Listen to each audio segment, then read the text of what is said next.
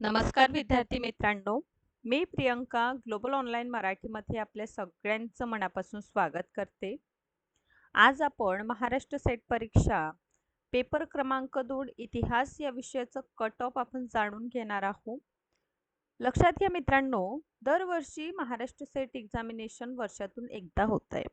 आता या परीक्षेमध्ये पेपर 1 हा कॉमन पेपर आहे आणि दुसरं जे पेपर असतं, सेकंड आपला जो पेपर असतो तो म्हणजे सब्जेक्टिव्ह असतं. ठीक आहे, असे दोन पेपर आहे, पेपर 1 अँड पेपर 2.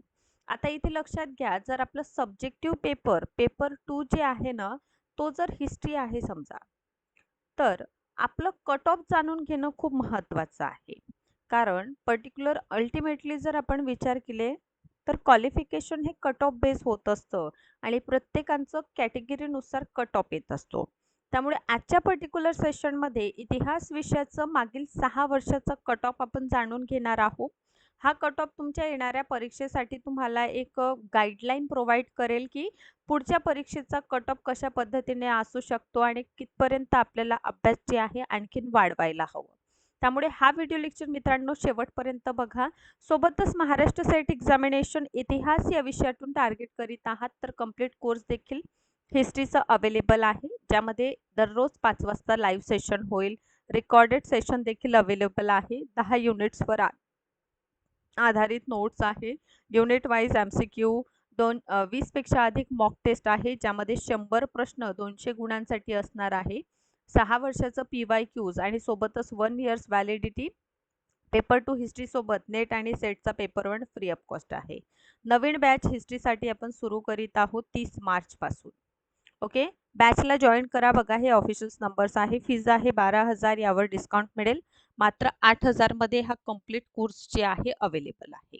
आता इथे बघूया आपण तुलनात्मक दृष्टिकोनातून 2019-20 पासून आपण सुरुवात करीत आहोत. म्हणजे 2019 पासून तर 2026 पर्यंत 25 पर्यंतचा जे कट ऑफ आहे ते आपण इथे जाणून घेणार आहोत. बघा, सर्वप्रथम 19चा कट ऑफ आपण बघूया. जनरलसाठी इथे आपल्याला सर्वप्रथम समजून घ्या, हा जो बॉक्स आहे हा कॅटेगरीचा आहे आणि हे कट ऑफ किती आलेलं. सेम इथे सुद्धा हा कॅटेगरीचा पूर्ण बॉक्स आहे आणि त्याखाली कट ऑफ आहे. तर 2019 साठी इथे आपण कट ऑफ ॲनलाइज करूया आणि 2020चा या बॉक्समध्ये. ओके, सर्वप्रथम म्हणजे कुठल्याही विद्यार्थ्यांना हे पाहताना कन्फ्युजन राहायला नको.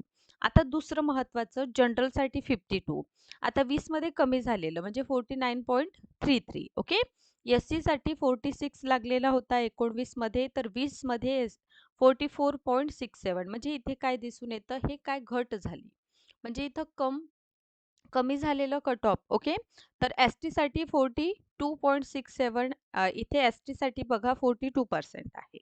OBC साठी OBC NCL 47.33, इथे 46 आहे.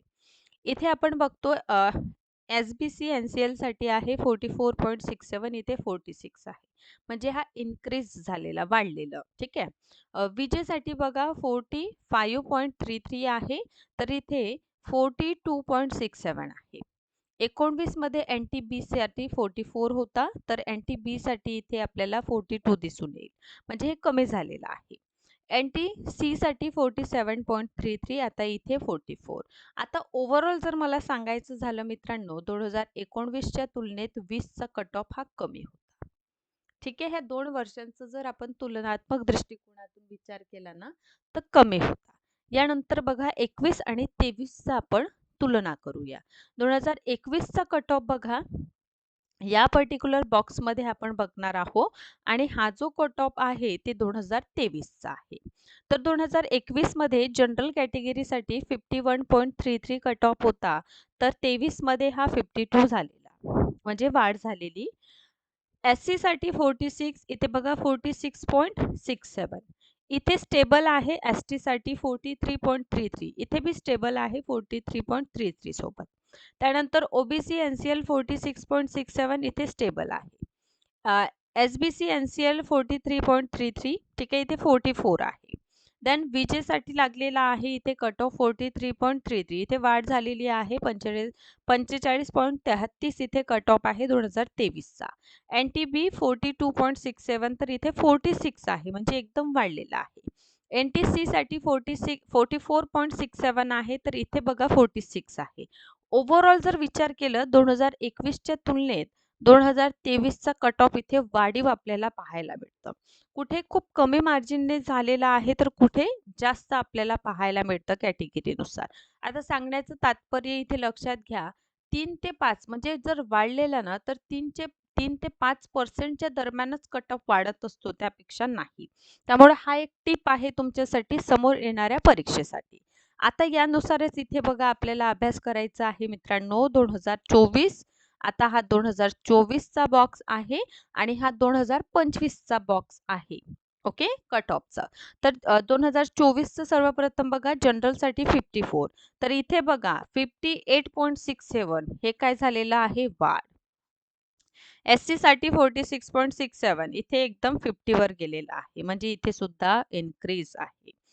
ST साठी 44 आहे, तर इथे 45.33 आहे, म्हणजे थोडंसंच आपल्याला इथे वाढलेलं दिसून येतं 2 ने. आता OBC NCL 49 इथे बघा OBC साठी 52 आहे.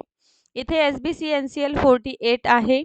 ठीक आहे. VJ साठी बघा 46 आहे, तर इथे VJ साठी आपल्याला 49.33 कट ऑफ पाहायला मिळेल. अँटी बीचा विचार केला तर 46.67 इथे 48 आहे.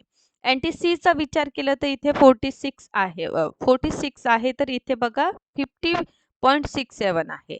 अँटी सीचा विचार केला तर 46 आहे आणि इथे अँटी डीचा जर विचार केला आपण 51 आहे. ओव्हरऑल बघा कट ऑफ वाढतंय. ठीक आहे.